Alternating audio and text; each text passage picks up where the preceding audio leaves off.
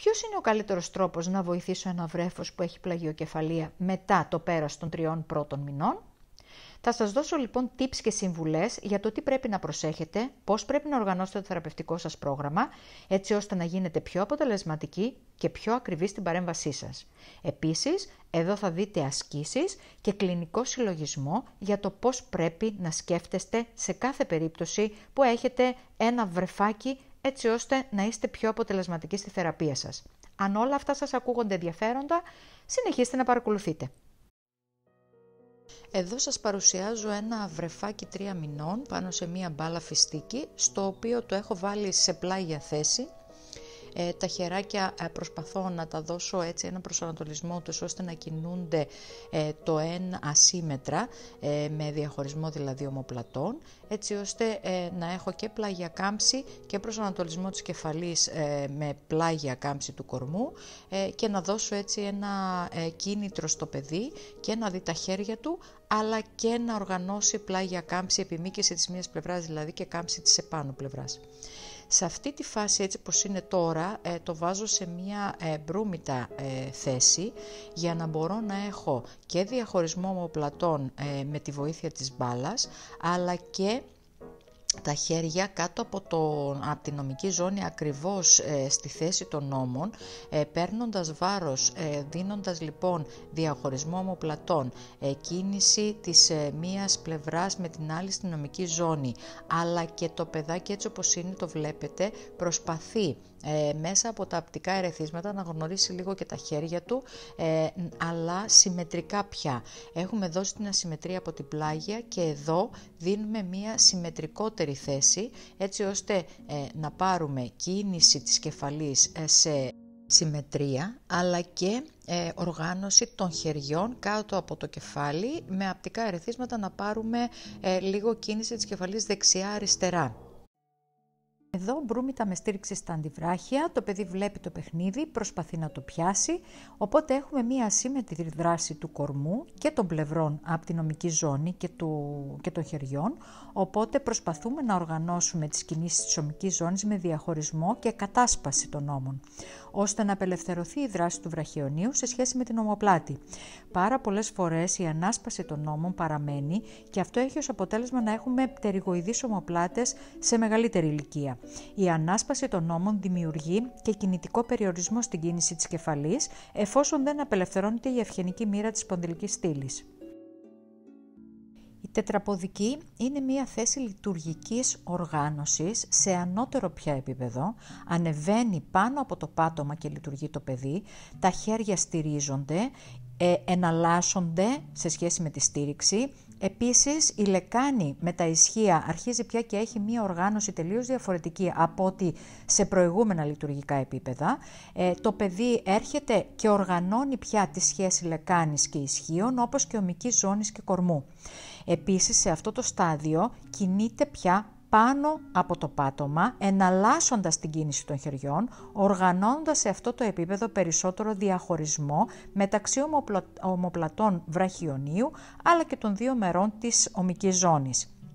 Σε αυτό το επίπεδο επίσης είναι πολύ σημαντικό να πούμε ότι η θέση του κορμού είναι τέτοια που οργανώνει την σύσπαση καμπτήρων εκτινόντων, και επίσης σε αυτή τη θέση είναι η πρώτη φορά που ο κορμός συνδέει ομική ζώνη και λεκάνη, με αποτέλεσμα η συνσύσπαση του κορμού και σε σχέση με την ομική ζώνη και τη λεκάνη επιτρέπουν στο παιδί τη μετακίνηση σε αργότερη φάση στο μπουσούλημα. Επομένως εδώ η εναλλαγή και οι μεταφορές βάρους σε σχέση με την κίνηση είναι πάρα πολύ σημαντικές και πρέπει μέσα από την ασυμμετρία αυτή να πάρουμε συμμετρία σε σχέση με την αυχενική μοίρα και την νομική ζώνη. Στη γονιπετή λοιπόν που έχουμε φτάσει τώρα, έχουμε ανώτερο λειτουργικό επίπεδο, ακόμα περισσότερο λοιπόν από τον προηγούμενο, στο οποίο τα χέρια απελευθερώνονται από το πάτωμα. Εδώ οι λεκάνοι με τα ισχύα παίζουν το σημαντικότερο ρόλο για τον έλεγχο της θέσης και για την οργάνωση της λειτουργίας. Ο έλεγχος λεκάνης ισχύων είναι ζωτικής σημασίας για τη στάση και τη βάδιση, Και εδώ, σε αυτή τη θέση, επιτυγχάνεται για πρώτη φορά με το υπερκείμενο σώμα ελεύθερο να κινούνται τα χέρια και η ωμική ζώνη να είναι ελεύθερη. Άρα θυμηθείτε ότι οι μεταφορές βάρους δεξιά-αριστερά και μπρος-πίσω είναι πάρα πολλές, συνεχίζονται καθ' όλη τη διάρκεια της συνεδρίας, έτσι ώστε να επιτύχουμε συμμετρία μέσω της ασύμμετρης κινητοποίησης. Αυτό προσπαθούμε να οργανώσουμε και στο ημιγονάτισμα, όπου δίνουμε τη δυνατότητα με μεταφορές βάρους και διαγώνια μετατόπιση στο πόδι στήριξης να οργανώσει τον έλεγχο λεκάνης ισχύου σε όλες τις γωνίες και σε όλες τις μοίρες της κίνησης. Η καθιστή θέση τώρα είναι μία θέση που το παιδί κινείται με ελεύθερα χέρια. Η ωμική ζώνη και το κεφάλι, το βραχιόνιο κινούνται σε ανοιχτή αλυσίδα και ο έλεγχος της κίνησης γίνεται μέσα από τη σχέση κορμού-λεκάνης.